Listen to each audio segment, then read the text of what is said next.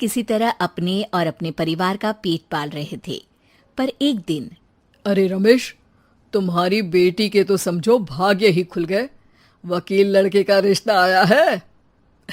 अरे वाह, कब करना चाहते हैं शादी? वो लोग तो जल्द से जल्द ही करेंगे। बाकी शाम को मैंने रेखा को देखने के लिए बुला लिया है। तेरा घर छोटा है तो तुम लोग मेरे घर ही आ जाना। राकेश और उसकी बीवी सारी तैयारी के साथ रोहित और रेखा की शादी कर देते हैं। लेकिन अगले ही दिन देखो रेखा, शादी भले ही हो गई है, लेकिन तुम ये मत सोचना कि मैं किसी जोरू के गुलाम टाइप रहूंगा। रेखा को रोहित की बात अजीब लगती है। मैं ये तो सोच भी नहीं सकती और ना ही चाहती हूँ, लेकिन शादी के अगले ही दिन इस तरह की बात की उम्मीद भी नहीं थी। रोहित रेखा के मुंह से ये बात सुनकर गुस्सा हो जाता है। अरे, काफी जबान भी चला लेती हो। माँ ने सिखाया नहीं कि पति से कैसे बात करते हैं? रेखा अब चुप रहने में ही भलाई समझती है। रेखा, जल्दी से नाश्ता तैयार कर लो। आज पहला दिन है, सारे काम तुम्हें समझा दूंगी। ये नौकरानी है जो तुम्हें बता देगी कि कैसे कैसे क्या करना है। फिर इसकी कल से छुट्टी है। रेखा भी ससुराल में जी जान लगाकर काम करने लगती है। खाली समय मिलता तो पति के वकालत की किताब उठाकर पढ़ने लगती। ये क्या, जब देखो तब पढ़ती रहती है। अच्छा सुन, कल पिता के घर से 20,000 रुपये लेकर आना। मेरे छोटे बेटे की फीस भरनी है। लेकिन पापा क्यों भरेंगे उसकी फीस? अरे वाह जी वाह, पापा क्यों भरेंगे? तो ये बता, हम क्यों रखेंगे तुझे यहाँ? क्यों खाना देंगे फ्री में? अरे, क्योंकि मैं बहू हूँ इस घर की। तभी वहाँ रोहित आ जाता है। अरे वाह, बड़ी जबान चला रही हो। चुपचाप माँ जो कह रही है वैसा कर, वरना सामान उठा और जा अपनी झोपड़ी में। बेचारी रेखा क्या करती। पिता के घर जाती है, उनको सारा हाल बताती है।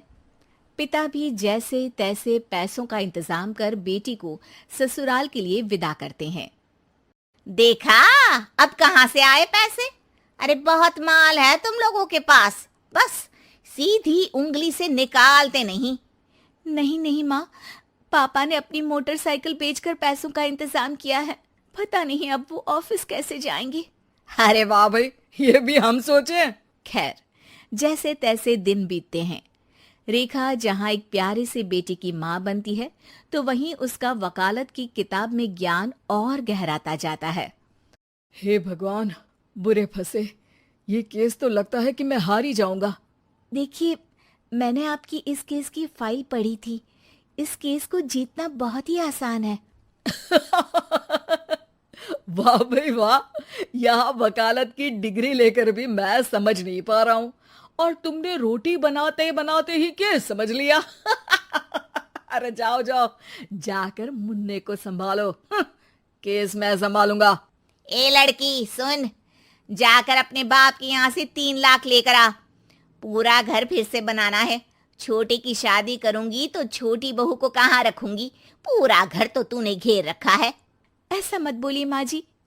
पापा इतना पैसा कहाँ से लाएंगे? अब तो वो रिटायर भी हो गए हैं। हाँ, तभी तो बोल रही हूँ, रिटायरमेंट के पैसे तो मिले होंगे ना।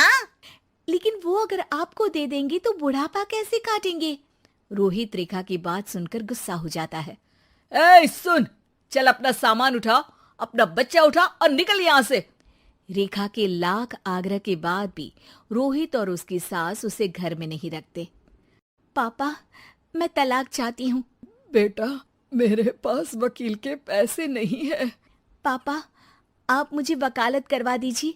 अपना केस मैं खुद लड़ूंगी। इस बार रेखा के पिता भी उसे ससुराल ना भेजकर रिटायरमेंट के पैसों से वकालत करवाते हैं। और फिर एक दिन कोर्ट के बाहर, रोहित, आज तुम अपना ही केस हार गए, वो भी उस लड़की से जिसकी तुमने कभी कदर ही नहीं की। रेखा, मुझे माफ कर दो।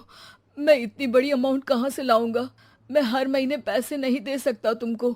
पैसे वहीं से लाना जहां से तुम मेरे पापा को लाने के लिए मजबूर करते थे। एक पिता अपनी बेटी की शादी उसकी खुशहाली के लिए करता है, ना कि सारी जिंदगी कर्जदार बनने के लिए। अरे, मेरे ही बेटे की किताब पढ़ पढ़ कर ज्ञान बांट रही हो। वकालत की किताब तो ससुराल में ही पड़ी थी ना। बिल्कुल, यहाँ मेरी गलती रही। जिस पैसे से मैंने इसकी शादी की थी, मुझे वो पैसे पहले इसकी पढ़ाई में लगाना चाहिए था। और आज रेखा एक जानी मानी वकील के रूप में काम कर रही है।